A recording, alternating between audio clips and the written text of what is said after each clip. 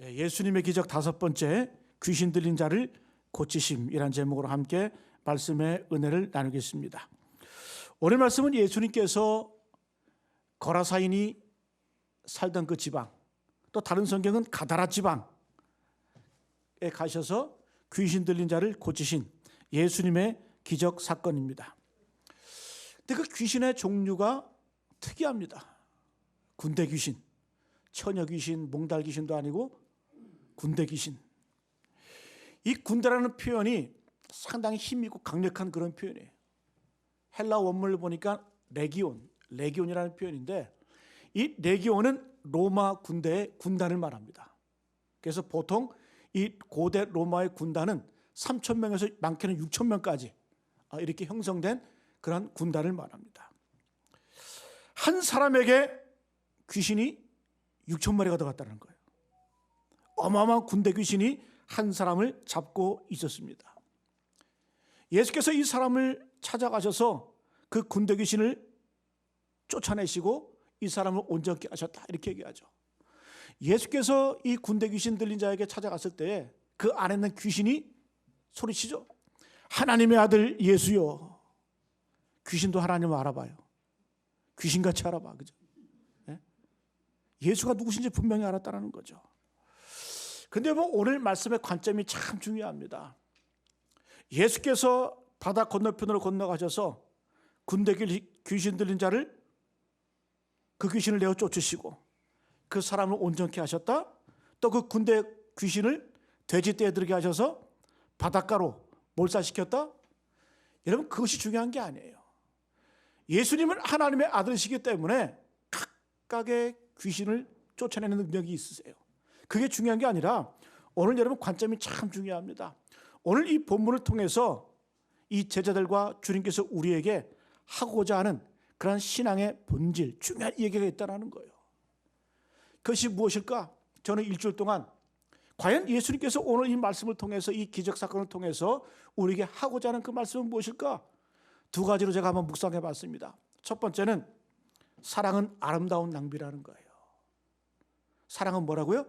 아름다운 낭비라는 것이고, 둘째는 사랑에는 반드시 열매가 있다는 겁니다. 그래서 우리가 오늘 이 단순한 기적 사건을 뛰어넘어서 우리 향한 하나님의 뜻을 본받고 뜻을 알고 또 주님 가신 길을 따라가는 우리 모두 되시길 간절히 축복합니다. 한번 따라합니다. 사랑은 아름다운 낭비다. 사랑은 아름다운 낭비라는 거예요. 여러분, 오늘 사건, 이 기적 사건의 한번 배경을 한번 쭉 보게 되면 예수님께서 이제 큰 무리를 앞에 두시고 말씀을 전하시고 또 고치시기도 하십니다. 이런 마가복음 4장 1절, 한 장 넘겨서 1절 한번 볼까요? 4장 1절 말씀 제가 읽습니다. 예수께서 다시 바닷가에서 가르치시니 큰 무리가 모여들거늘 예수께서 바다에 떠 있는 배에 올라 앉으시고 온 무리는 바닷가 육지에 있더라. 그림을 그려보세요. 수많은 무리가, 오늘 보니까 큰 무리라 그래요, 그죠? 온 무리, 큰 무리가 예수께 다가왔어요.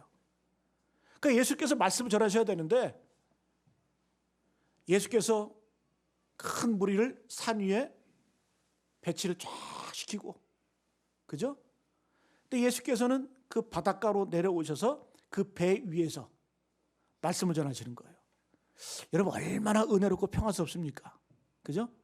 뒤에는 갈릴리 바다의 바람이 쫙 불어와. 그죠? 예수께서 그 호숫가 바다 위에서 말씀을 전하시는데 그 바람을 타고, 오늘 찬양처럼 십자가 그 바람, 그 예수님의 그 말씀이 바람을 타고 산 위에 앉아있는 큰 무리에게 들려지는 거예요. 근데 여러분, 오늘 말씀의 특징을 보게 되면 큰 무리가 예수께 모였다, 이렇게 합니다. 오늘 말씀과 같은 내용을 언급한 마태복음 8장 1절을 보게 되면 예수께서 산에서 내려오시니 수많은 무리가 따르니라. 엄청나게 많은 무리가 따랐다고 얘기를 해요. 그냥 무리가 아니라 10명, 20명 모이는 무리가 아니라 큰 무리, 어마어마한 무리가 주님 앞에 군집해 있습니다.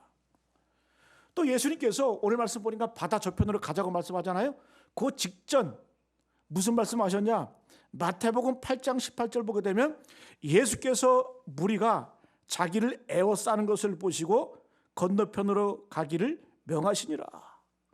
예수님이 있는데 수많은 무리가 막 다가오는 거예요. 고침받기 위해서, 말씀을 듣기 위해서. 그때 주님 뭐라고 말씀해요? 우리가 건너편으로 가자, 이렇게 말한 게 아니라 명령하셨어요. 우리가 건너편으로 가자. 여러분, 예수님 앞에 있는 청중의 무리는 상당히 큽니다. 큰 무리예요. 엄청나게 많은 무리예요. 뭐 제가 생각하기에는 몇몇 명이 됐겠죠, 그죠?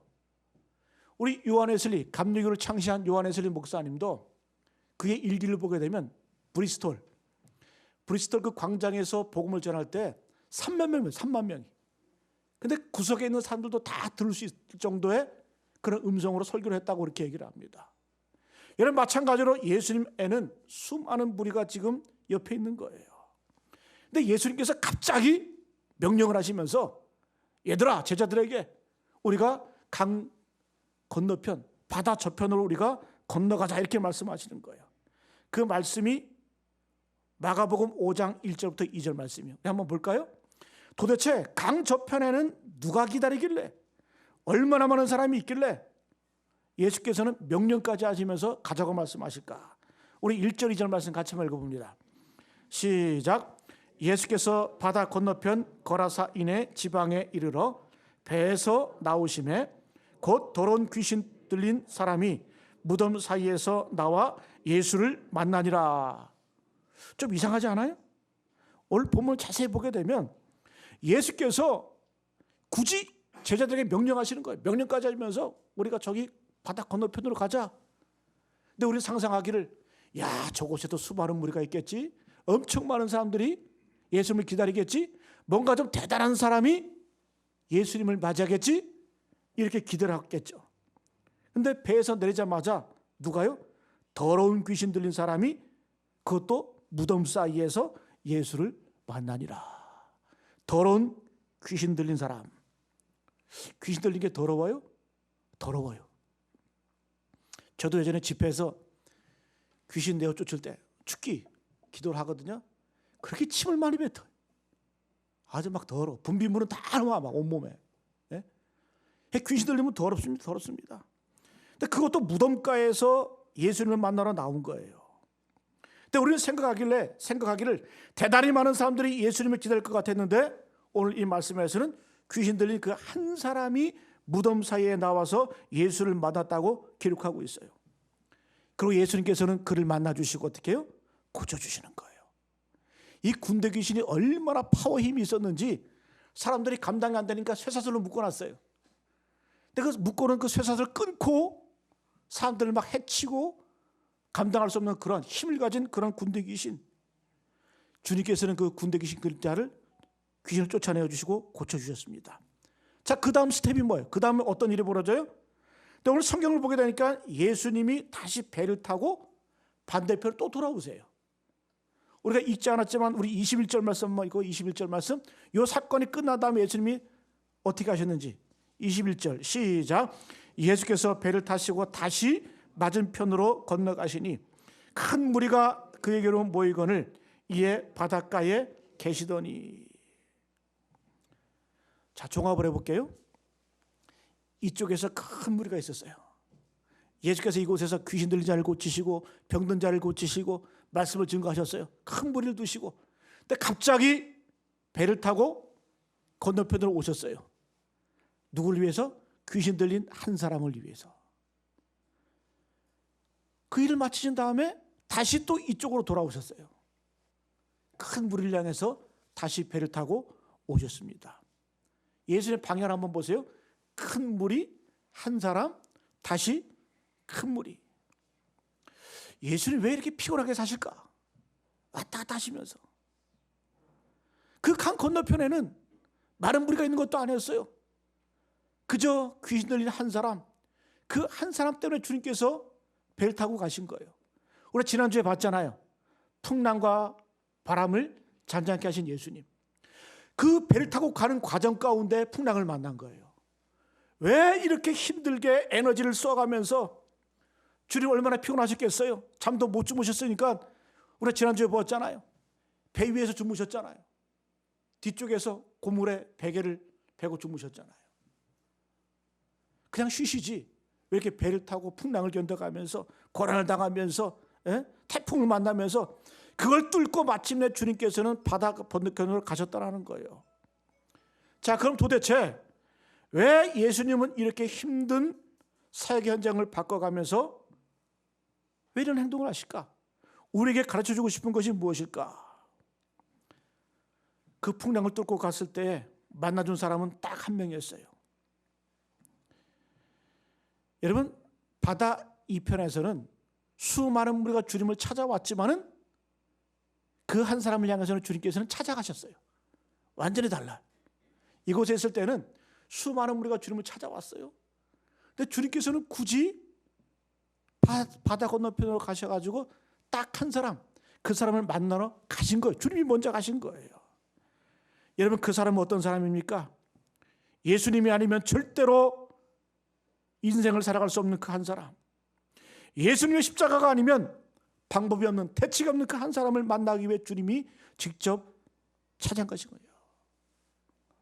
저는 이 말씀 준비하면서 우리가 사람을 사랑한다고 하는 것, 목회가 무엇인가, 사역이 무엇인가 되돌아보게 되었어요. 우리 어떻습니까? 우리는 많은 사람이 우리에게 맡겨지면 행복해요. 또 많은 사람을 가르치면 흥분하고 힘이 나요. 우리가 코로나를 거치면서 1부 예배, 2부 예배 나눠드렸잖아요. 그죠? 참 목사의 마음이 간사한 게 예배 인원이 많은 곳에 설교를 하면 좀 힘이 나. 그런 거 못 느끼셨어요? 반응이 좀 다르면 좀 달라. 여러분, 우리 인간이 그렇다라는 거예요. 여러분, 이것이 우리의 모습 아닙니까? 근데 주님께서는 어떻게 하셨어요? 십자가가 아니면 도저히 회복할 수 없는 그 한 사람을 위해서 달려가셨어요. 그것도 어떻게 해요? 이곳에 있는 메가톤급 물이 큰 무리를 남겨두시고 또 큰 메가톤급 광풍을 만나시면서 풍랑을 겪어가시면서 또 죽을 고비를 넘겨가면서 그 한 영혼을 살리기 위해서, 사랑을 전하기 위해서, 고쳐주기 위해서 그를 향해서 달려가셨다는 거예요. 그래서 여러분, 주님의 마음은 뭐예요? 크기와 상관없어요.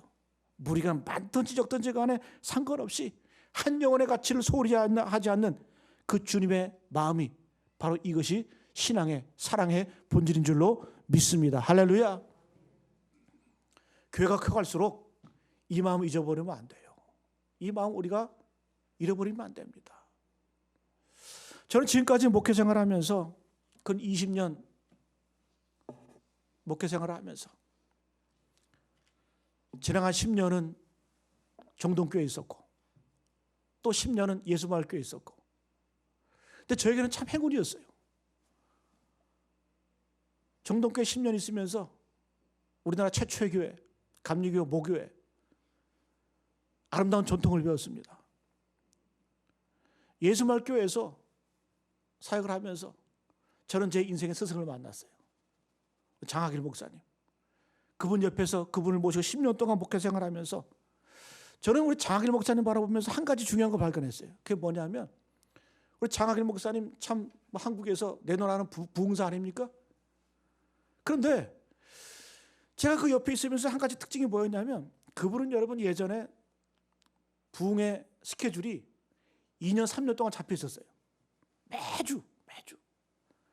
근데 특징이 뭐냐면 부흥의 순서를 정할 때, 부흥의 접수를 받을 때, 신청을 받을 때 여러분 우리나라에 내놓으라는 부흥사들, 부흥의 신청들은 어떻게 한 줄 아세요? 먼저 전화를 걸어. 몇 명 모여요? 몇 명 있습니까? 어떤 모임입니까? 근데 여러분 장학일 목사님은 그런 거 안 물어봐. 숫자를 안 물어봐. 그냥 들어오는 대로 선착순 대로 신청을 받으시고 부흥회를 나가셔요. 10명이 됐든 어떨 때는 가봤더니 개척교회래. 10명 앉아있더래. 그랬대요. 내가 속회인도 하러 온 줄 아냐고. 우리 개척교회 같은 데 가셔서 모르고 그냥 가시는 거예요. 부흥인도 하시다가 강사비는커녕 오래 보태주고 오고 막 그러셨어요.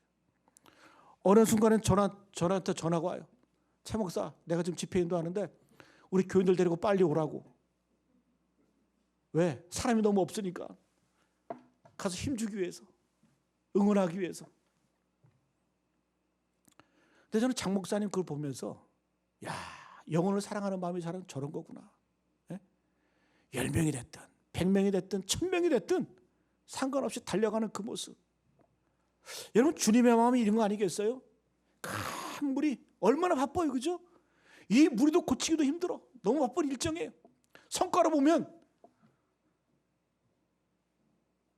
효율로 보면 이것이 훨씬 효율적이에요. 근데 주님께서는 굳이 명령까지 하시면서 야, 배 타고 건너편으로 가자. 가다가 풍랑을 만났네. 너무 힘이 들어. 딱 도착해 보니까 귀신 들린, 무시무시한 귀신 들린 자가 나타나서, 그것도 무덤살에서 나타나서 하나님의 아들 예수야 하면서 외치면서 달려오네. 그 한 사람을 위해서 주님께서 달려가셨다는 거예요. 이게 뭘까요? 사랑은 아름다운 낭비라는 거예요. 여러분, 제자들도 충격이었겠죠. 기도하고 갔겠죠. 야, 저 바다 건너편에는 도대체 누가 있길래, 얼마나 많은 사람들이 기다렸길래 가봤더니 꼴랑 하나? 그때 귀신 들린 자, 쓸모없는 자, 그런 자를 주님께서 고쳐주기 위해서 풍랑을 뚫고 가셨다는 거예요. 여러분, 제자들은 크게 한번 배운 거예요. 이걸 배운 거예요. 아, 사랑은 바로 이런 거구나. 낭비하는 거구나. 아름답게 허비하는구나. 여러분, 제자 가운데 이 예수님 모습을 배운 사람 가운데 누가 있냐면 누가? 제가 질문할게요. 마태복음은 누가 썼어요? 마가요? 마태가 썼으니까 마가복음이라고 그러죠. 너무 힘든 질문을 하나? 근데 여러분, 마태복음을 쓸 때에 그 청중 대상이 누구였냐면 전체 유대인들 향해 있었어요.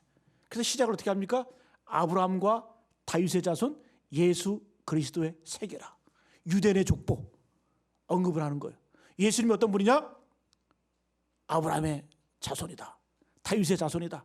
그러니까 그 대상이 유대인들이었기 때문에, 전체 유대인이었기 때문에 그런 표현을 쓰는 겁니다. 자, 그러면 여러분, 마가복음은 누가 썼어요? 힘들잖아요. 마가가. 근데 이 마가복음은 그 대상이 누구였냐면 로마에 있는 핍박당하는 수많은 그리스도인들을 위해서 이 마가가 마가복음을 썼어요. 그래서 여러분, 예수님을 마가복음에서 뭐라고 표현해? 고난받는 종. 예수님도 고난당했다. 예수님을 바라보면서 이겨내라, 견뎌라, 승리해라. 그게 마가복음이에요. 자, 요한복음은 누가 썼어요? 요한이 썼어요. 요한이. 그 대상이 누굴까요? 인류 전체를 위해서 쓴 거예요. 인류 전체를 위해서. 예수 그리스도는 바로 하나님의 계시다. 자, 그러면 누가복음은 누가 썼어요? 누가가. 자, 그런데 잘 보시면 마태는 유대인 전체, 마가는 로마에 있는 그리스도인들, 수많은 그리스도인들, 요한은 전 인류를 향해서 복음 메시지를 선포했어요. 근데 누가복음은 그 대상이 누굴까요? 누가복음 1장 1절로 4절까지 보면 알아요. 제가 한번 읽어드릴게요. 누가복음 1장 1절부터 우리 중에 이루어진 사실에 대하여 처음부터 목격자와 말씀에 일꾼된 자들이 전하여 준 그대로 내력을 저술하려고 붓을 든 사람이 많은지라. 이 얘기는 뭐냐면 예수님께서 부활승천하셨잖아요, 그죠? 근데 그 예수님의 그 행적을 기록하기 위해서 많은 사람들이 붓을 들었다라는 거예요. 글을 썼다라는 거예요. 그 모든 일을 근원부터 자세히 미루어 살핀 나도는 여기는 난 누가를 말하는 거예요. 나도 데오빌로 각하에게 차례대로 써보내는 것이 좋은 줄 알았노니 이는 각하가 알고 있는 바를 더 확실하게 하려 함이로라. 예수님의 제자 누가는 의사거든요. 그런데 이 누가복음의 대상은 딱 한 명이에요. 누구라고요? 각하 데오빌로. 아마도 이 로마의 귀족이었던 것 같아. 예수님을 알고 싶어 했던 한 사람이었던 것 같아. 근데 이 누가는 이 누가복음을 많은 청중이 아니라 한 사람, 한 영혼, 데오빌로를 향해서 이 누가복음을 저주를 한 거예요. 데오빌로라는 한 사람. 누가복음이 몇 장까지 있어요? 24장까지. 24장까지 있어요. 분량이 많습니다. 이 24장이 되는 이 편지를 단 한 사람, 데오빌로를 위해서 편지를 저주를 했다는 거예요. 한 영혼을 위해서. 다시 한번요. 마태는 유대인들을 향해서, 마가는 로마에 있는 그리스도인들을 향해서, 요한은 전 인류를 향해서 예수가 누구인지를 증거하기 위해서. 그런데 누가는요, 딱 한 사람, 데오빌로라는 사람을 위해서 그 사람을 청중으로 해서 이 24장이나 되는 편지를 누가복음을 썼다라는 겁니다. 여러분, 이게 이것뿐이겠어요? 사도행전은 누가 썼습니까? 사도행전 누가 기록했어요? 누가? 성경에서 여러분 사도행전과 누가복음을 쓴 사람은 누가요? 누가? 그래서 이 누가복음을 누가 일문서라고 말하기도 하고 사도행전을 누가 이문서라고 말합니다. 자, 그런데 사도행전 1장 1절을 보게 되면 누가가 제일 먼저 언급을 하면서 뭐라고 썼냐? 이렇게 기록되어 있어요. 데오빌로요, 내가 먼저 쓴 글에는, 먼저 쓴 것도 누가복음이겠죠, 그죠?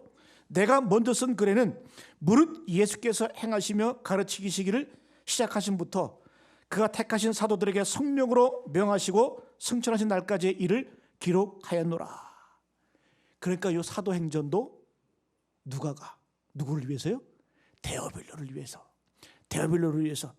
근데 여러분, 이 데오빌로는 유대인도 아니에요. 이방인. 이름을 보면 데오빌로, 아마 로마인이었던 것 같아. 이방인. 걔 짐승 취급받던 그 한 영혼을 향해서 사도행전은 몇 장까지 있어요?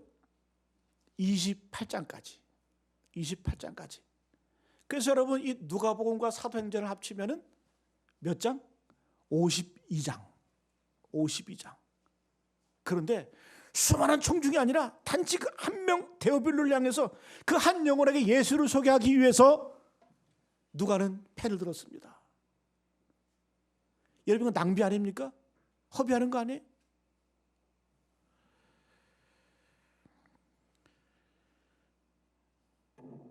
여러분, 더 놀라운 것은 잘 보세요.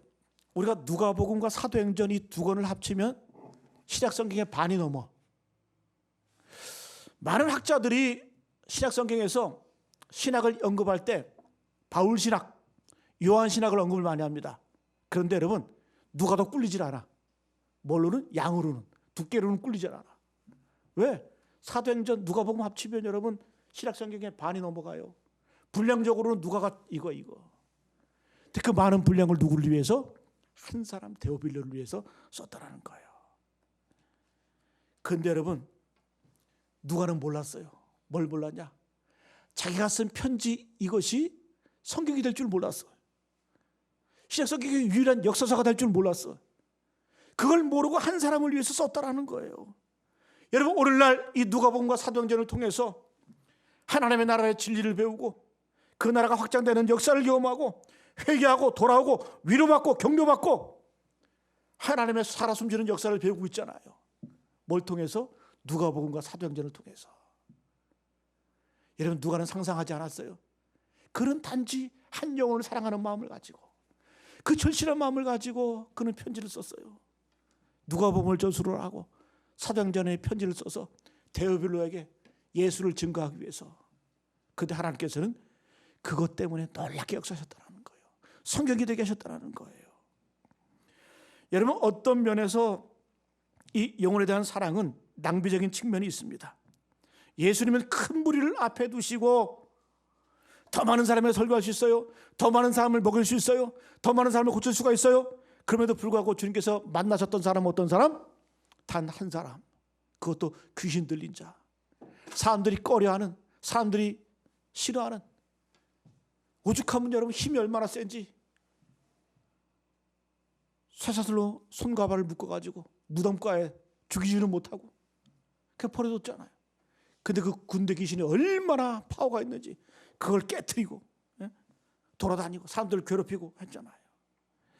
여러분, 아마도 제자들의 생각은 아니 예수님, 아니 세상에 이 바쁜 와중에 만날 사람이 없어서 겨우 이 한 사람 만나기 위해서, 이 미치광이 한 사람 만나기 위해서 주님, 우리가 풍랑을 견디면서 여기까지 왔습니까?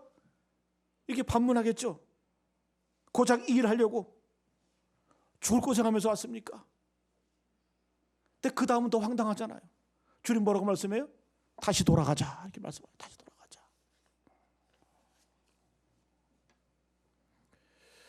여러분, 이 귀신 들린 자를 고치고 난 다음에 그 귀신이 어디로 들어갔다 그래요? 돼지떼 2,000마리에 들어갔다. 2,000마리. 여러분, 요즘 시가로 따지면 이 돼지 2,000마리는 한 6억에서 7억 정도 되는 돈이에요. 솔직히 이 귀신 들린 사람은 돼지 한 마리 값도 안 되는 사람 아니에요? 왜냐하면 죽일 수도 없고 그 무덤 사이에 그냥 방치했던 그런 사람 아니에요? 그런데 그 지방의 사람들이 어떻게 해요? 너무 두려운 거예요. 그 돼지떼가 몰살하는 걸 보고. 그 주님께 간청하죠. 예수님, 우리를 좀 떠나소서. 떠나소서. 여러분, 이것이 우리의 모습 아니에요? 우리의 모습 아니에요? 한 영혼이 천하보다 귀하다고 얘기하지만, 고백하지만 정작 우리의 모습은 그렇습니까? 효율을 따지고 합리를 따지고 이성적으로 판단하고 예단하고. 여러분, 하나님의 사랑은, 예수님의 사랑은 거룩한 낭비인 줄로 믿습니다. 우리의 구원이 그렇지 않아요? 주님이 우리 하나를 구원하기 위해서, 나를 구원하기 위해서 하나님의 아들 예수께서 이 땅에 내려오셔서 온몸에 피와 물 다 쏟아내시고 십자가 달려 죽으면서, 여러분, 이거 낭비 아니에요? 낭비? 나 같은 존재를 위해서 하나님의 아들 신이신 예수께서 이 땅에 내려오셔서 죽으셨다? 여러분, 우리가 구원받은 것 자체가 뭐예요? 이건 낭비예요, 낭비. 근데 우리는 어때요? 그 아름다운 낭비 때문에, 그 아름다운 허비 때문에 우리가 구원받게 되었잖아요. 하나님의 자녀가 되었잖아요. 할렐루야. 이런 감격이 없으세요? 이런 감격이 없다고 하면 제자들과 똑같은 거예요. 첫 번째는 사랑은 아름다운 낭비다. 두 번째 한번 따라합니다. 사랑에는 반드시 열매가 있다. 사랑에는 반드시 열매가 있어요. 예수님 다시 돌아왔죠? 끝난 것 같아요? 아니에요. 오늘 여러분 마지막 결론의 말씀 20절 한번 읽어볼까요? 20절 말씀 시작. 그가 가서 예수께서 자기에게 이렇게 어떻게 큰 일을 행하셨는지를 데가볼리에 전파하니 모든 사람이 놀랍게 여기더라. 제가 왜 이 마가복음의 본문을 선택했냐 하면 마태와 누가에도 똑같은 본문이 있어요. 그러나 오늘 자세하게 마가복음에서는 20절에 걸쳐서 좀 더 자세하게 설명하고 있어요. 그래서 마가복음의 말씀을 선택했습니다. 자, 보세요. 이 귀신 들렸던 자가 고침을 받은 다음에 뭘 했다 그래요?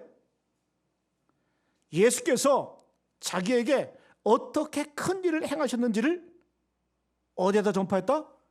데가볼리에 전파하니 모든 사람이 놀랍게 여기더라. 데가볼리에 복음을 전하러 다니기 시작을 했어요. 그럼 데가볼리는 도대체 어떤 도시일까? 데가볼리. 여러분이 데가볼리는 도시 이름이 아니에요. 두 단어가 합성된 거예요. 데카, 폴리스. 데카는 뭐냐? 이 데카는 10을 말하는 거예요. 10, 10. 폴리스는 도시를 말하는 거예요. 데카, 폴리스 하면 10개의 도시를 말하는 거예요.